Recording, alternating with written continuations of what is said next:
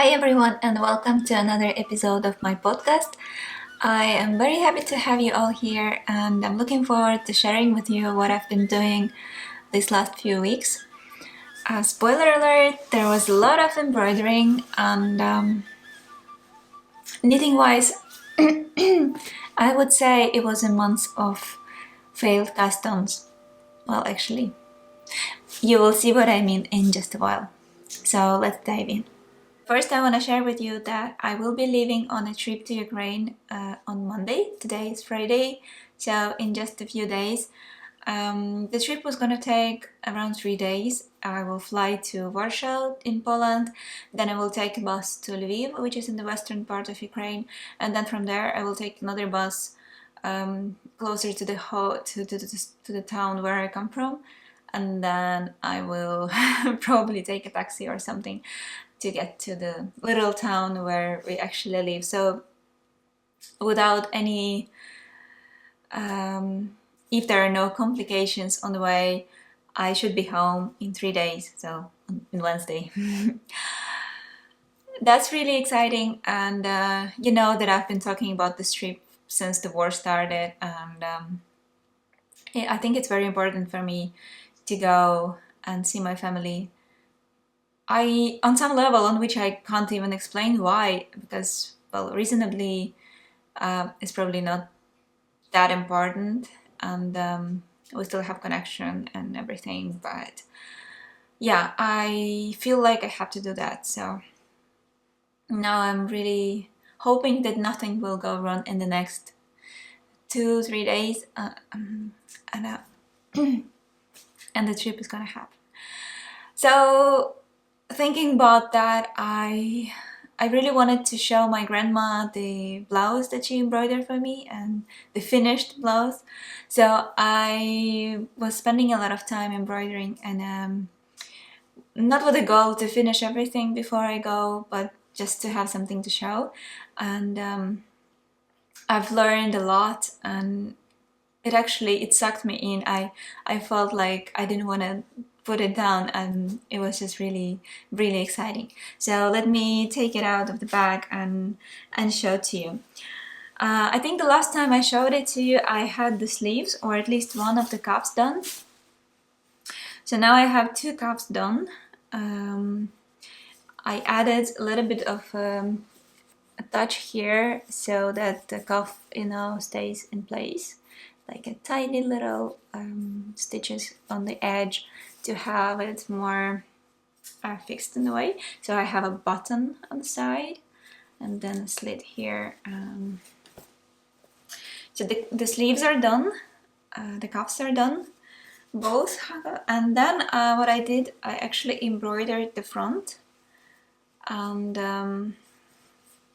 embroidery was not the problem. The problem was to find out how to fix this edge before I cut it open, and I'm not sure if that worked as I wanted it to be.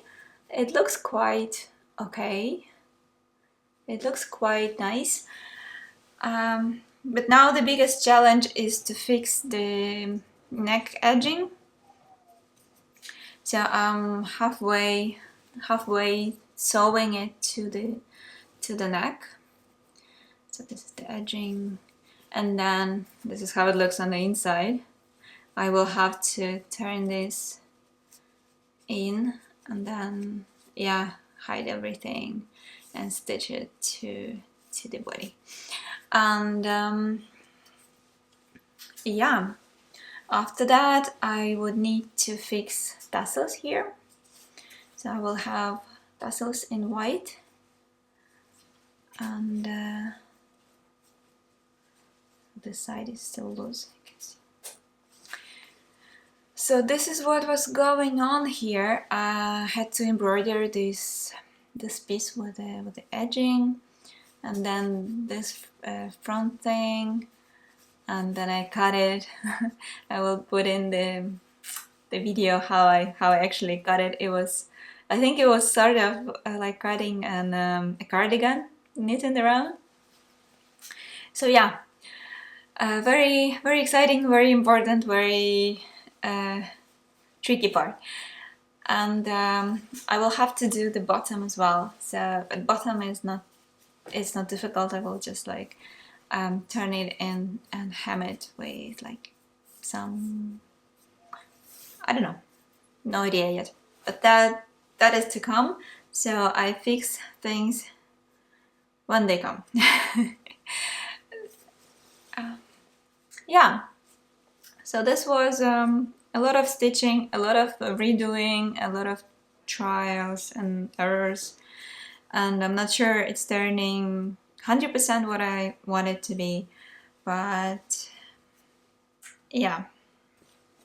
I also washed it, so you can see that this part was washed and the stitches are really close to each other, and then this part I embroidered after washing, so the stitches are not that close to each other yet, but I'm hoping that after I do after I finish everything and I wash it again, they will sort of shrink closer to each other as they should.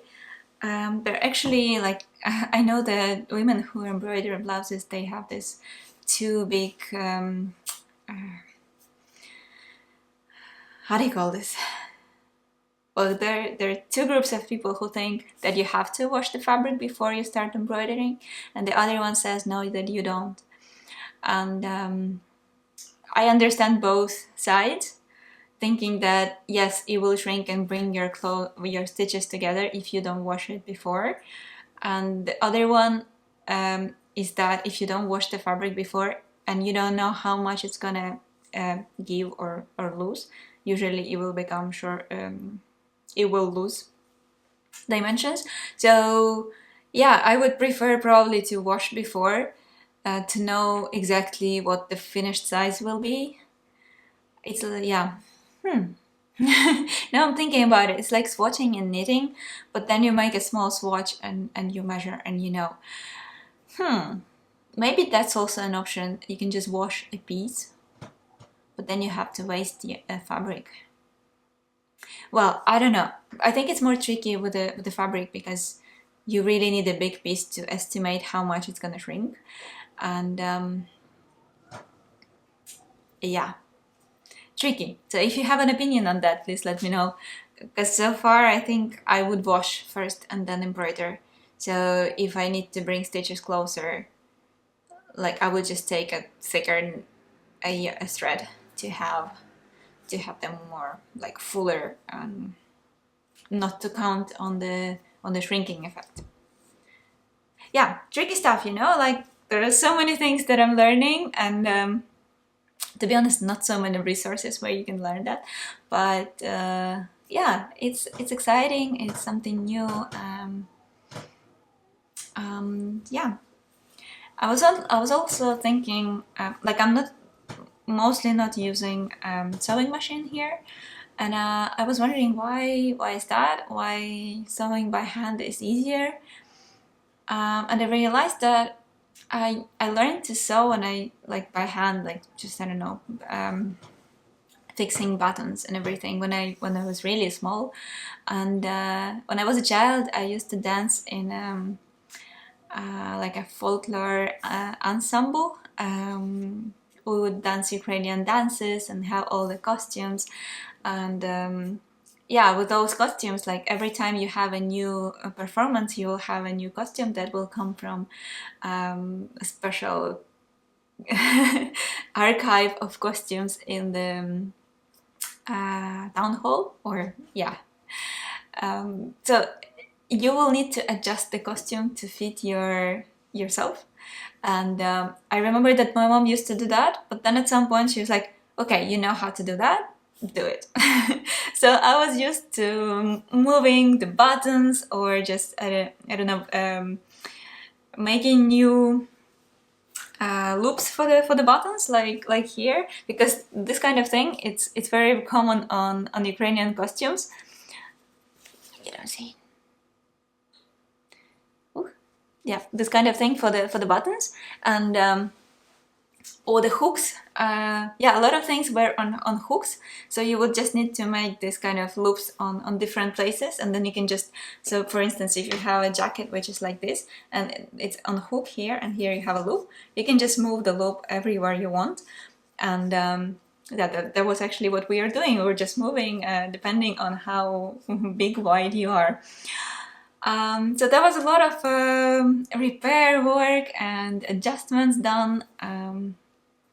A lot of fun, and I think I have this excitement for it and the skill for it from back then, and now I actually enjoy, and I find it much easier to do this kind of very intricate things with hands instead of just using a sewing machine. It's counterintuitive for me because sewing machine is so fast and so easy, and everything about embroidery and sewing the garment together is super slow. Like if you do any of the traditional techniques, like joining techniques, when you join pieces, you just don't sew them together. You have a special, like a lacy kind of technique to join them, and I will show you later how that looks. It takes forever.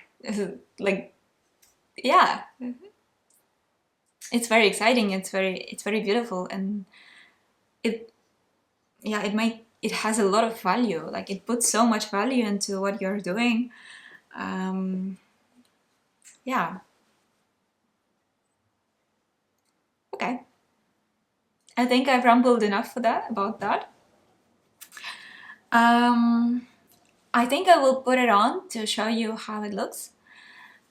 There's not too much to show, but I just want to take a look in the camera how the neck looks, because I'm not sure about it.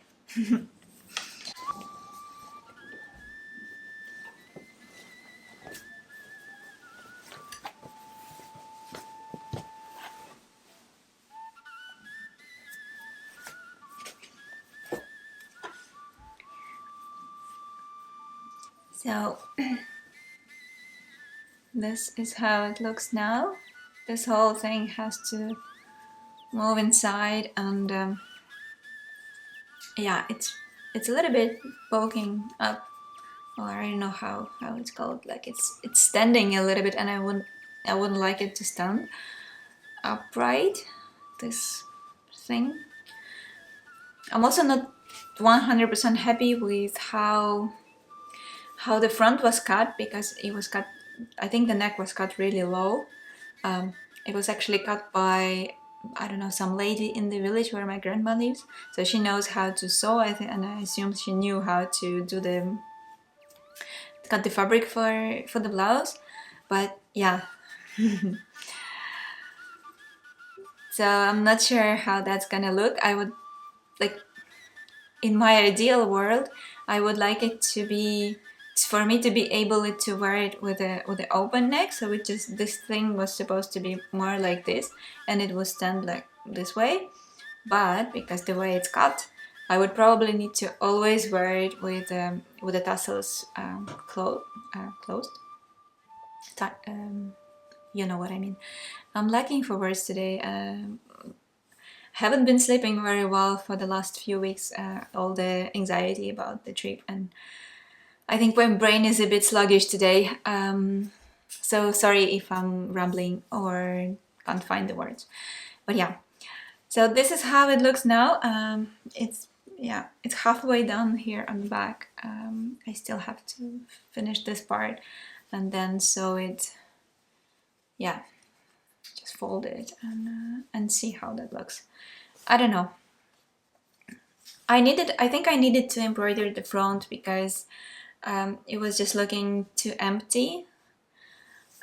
Considering that I have some pattern here and here, and if I just had some edging embroidered and nothing here, it would be a little bit empty, I think.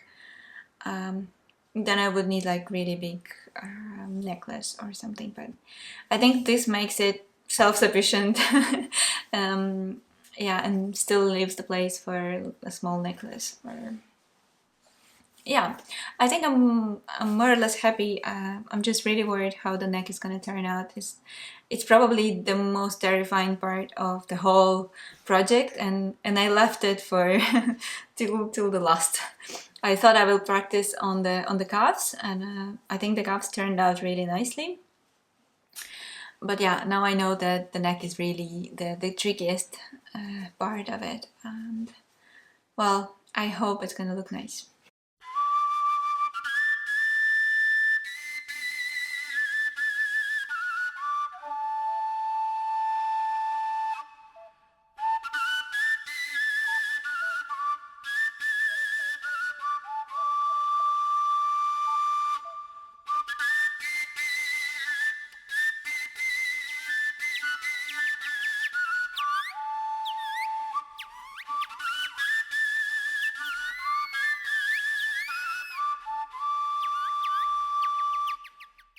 So that's it about embroidery, and now we will move to the failed project. And one is directly linked to the Ukrainian blouses and the construction method.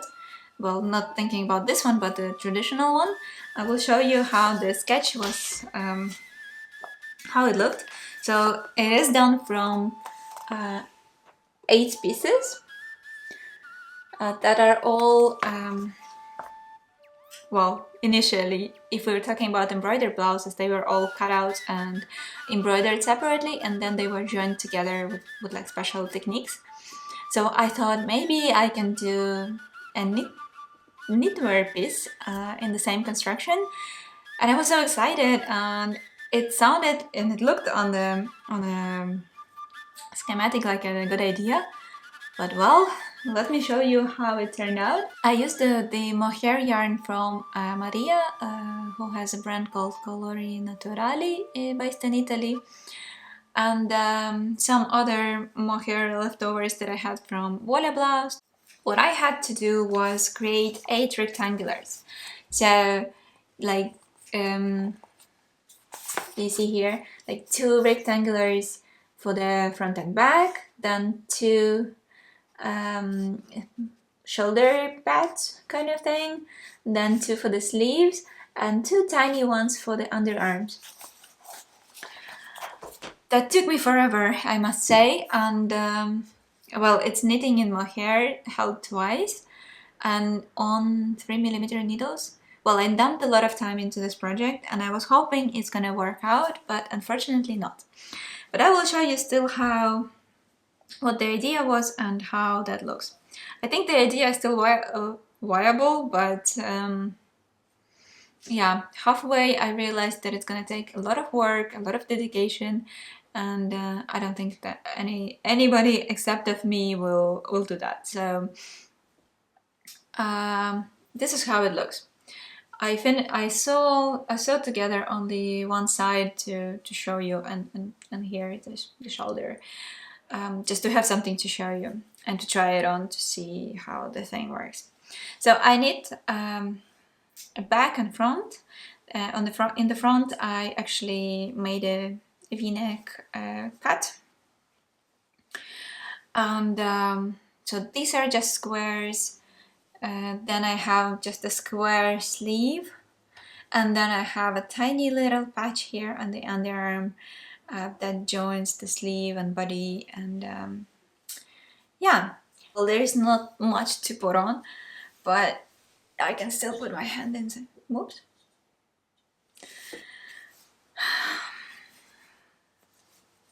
Well, the idea is really nice, I think. So this has to be sewn. But this is going to be ripped out and yeah, and used for something else. This is how experiments work. But I have to say that what I've learned in this one is the joining techniques. And I'm actually thinking to use this technique for some other design, to join parts. I will show you here on the beige. So this technique is called Подільський червячок, which means Podilsky it refers to the area in Ukraine, and червячок is a worm. So it is sort of a worm that like goes back and forth between two halves and joins them together. Here between two colors, it also looks really nice.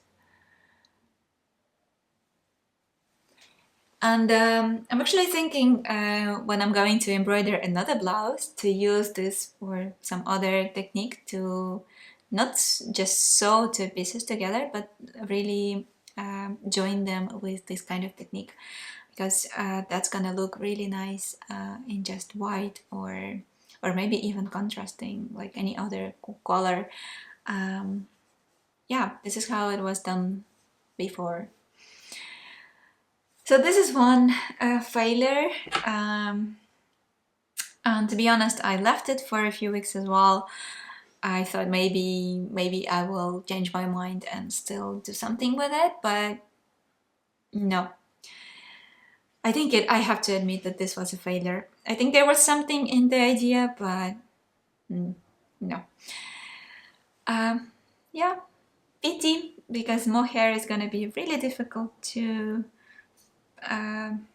rip out from. But yeah, it has to be done. Okay, another interesting beginning was this one. I had an idea. Oh, sorry, it's the back. This is a swatch in Nutiden. And I had an idea of making a stole with like a simple stole with just garter stitch and this kind of ridges in sort of single twisted stitches. Well, double twisted stitches, like a simple cable kind of thing. And then along those ridges, I would embroider some floral patterns, like really simple, the ones that would look really nice on the back side as well. So it could be reversible. And I even started knitting it. It's, I think it's Nutiden Quartz, the shade. But, so yeah, this is the front. The front side, I embroidered one flower for you to see, for me to see. And then this is the back. I still have to hide this one, but it looks really nice on the back too. So I think it's really nicely reversible. But what it does is that these ridges, they're not even. They create this kind of, you see also the edge is not even. And the perfectionist I am, you see even here, like here, because the garter stitch has different, how do you call this? Lengthwise gauge. It does form these kind of waves. And on a swatch, you do see this kind of wave, but then you assume that it will kind of even out itself when you knit, like here, for instance. I see the wave, but it's not that terrible. But yeah, the bigger the piece is, the more wavy it becomes, and oh, I really didn't like it. So for now, I think this is a really nice idea, and I will eventually use it, because this embroidery is really simple, and I like that you can do almost anything with it, and yeah, draw whatever you like on a simple canvas. But I'm not sure about what it's gonna be. Maybe like a triangular shawl with nice pattern. But then I have to think how to direct the pattern, because I would like to have a structure actually knitted. So you knit the shawl with some structures already, and then you would embroider just using the guidelines of the pattern. So yeah, this is an idea still in work, and this piece also will have to go back into skein because yeah, I'm not 100% happy with this color.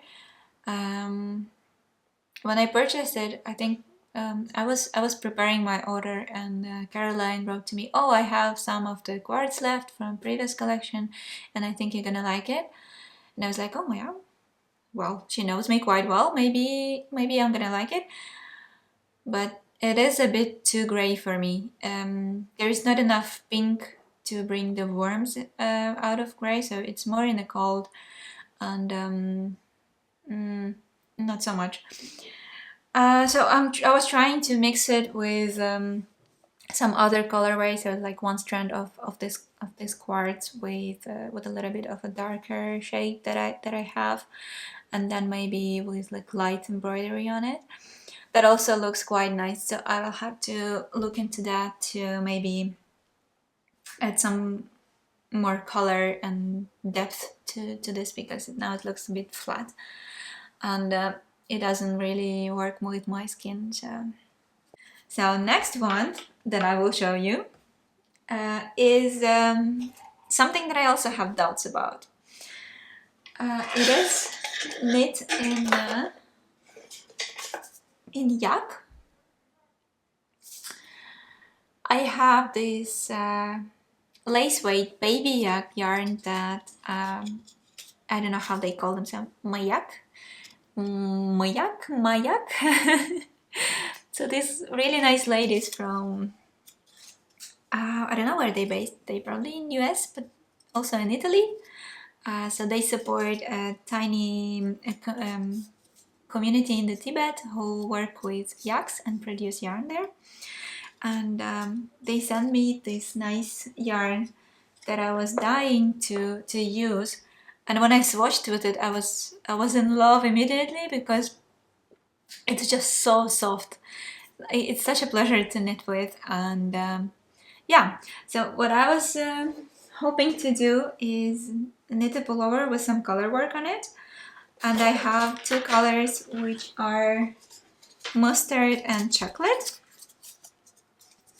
and I will show you what I have now. I've been thinking about how do you call them? Oh, I don't know the English name. I will just put it somewhere or in the picture. But I think you will know what I mean when I show you the pattern. So it was inspired by the flowers that are like sorry, I'm really dumb today. You know, the meadow flowers, they grow between a wheat, not weed, but wheat. The blue one, or they can be white and pink. The ones with this kind of petals, spiky violet thing.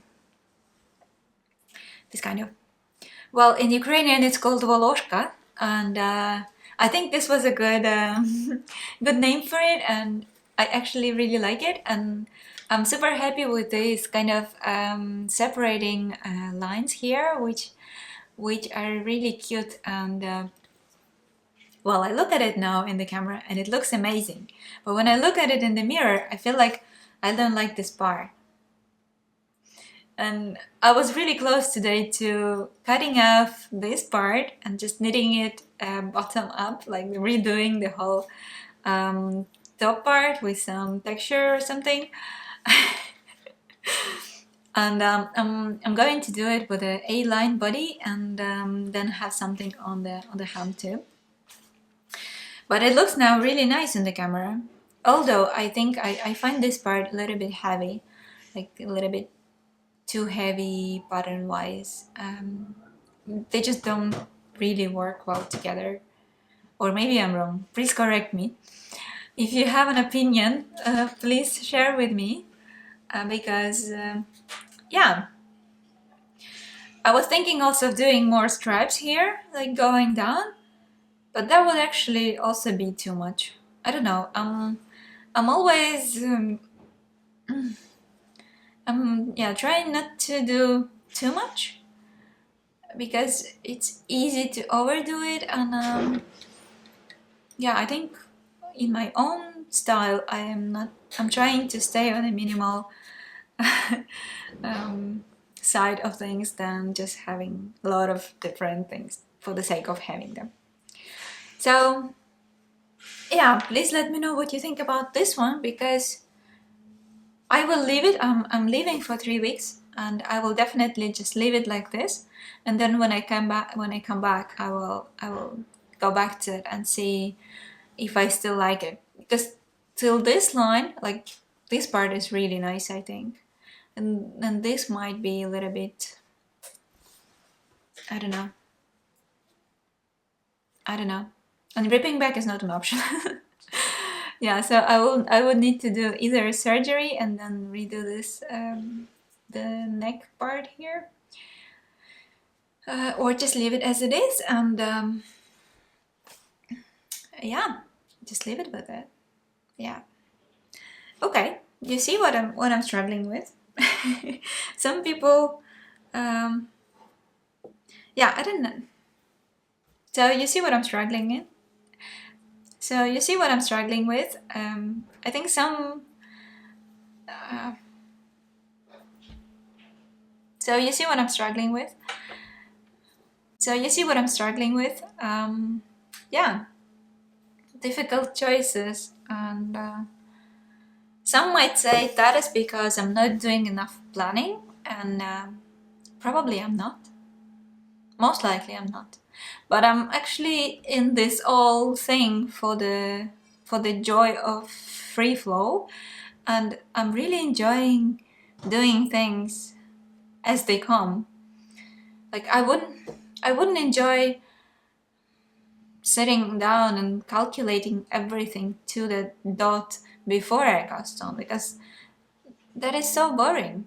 I know that it's more technical and probably a more efficient approach, but where's the I don't know, the wildness of creativity? I don't know. For me, it's just, yeah.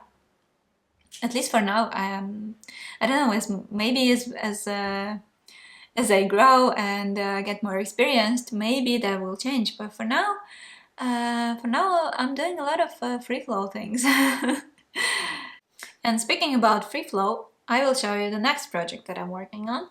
And this is something that I cast on yesterday because because I was getting too much of embroidery and I felt like I had to do some knitting, and I need a drink. Oh, I definitely need a drink. Yeah.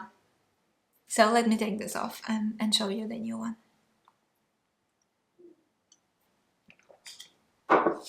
So what I'm gonna show you is the new yarn that John Urban Textile is going to release in October. Remember Yarnadelic that I was working with? I did my ornata blouse in it, and I did Celine pullover with that yarn, and that was a sport weight yarn.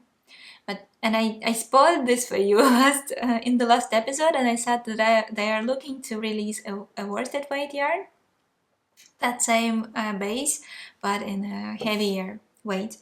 And they sent me some skeins to test, and I am going to use it for the next design. I did a few swatches.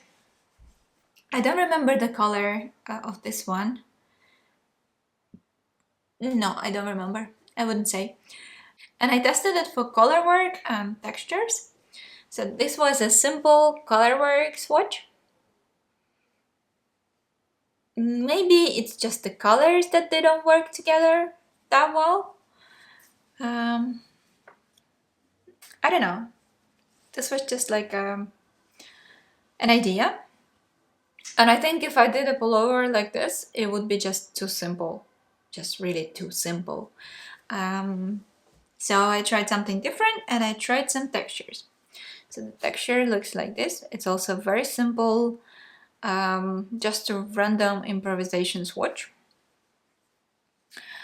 And I actually think that textures, this yarn looks nicer in a texture. Maybe it's just the color combination here that doesn't really work, because this color is quite tricky. It's something like gray and green and violet and purple and like the mix of things. But when I saw the two colors, this pink one and actually this color, when I saw it on color, how do you call this, color chart? No, actually like samples of colors, they look nice together. But when you knit them together, not a big fan. So I decided to go with the textures, and I will show you now what I'm knitting, and you will see how it changes after blocking. So this is what I'm knitting now. You see how it looks? Like really rough and not as good as it could. And this is the blocked one. So it does open up really nicely, and it folds really nicely into cables. See? Haha. So it definitely has to become something with cables and textures. And I started with this. Nice.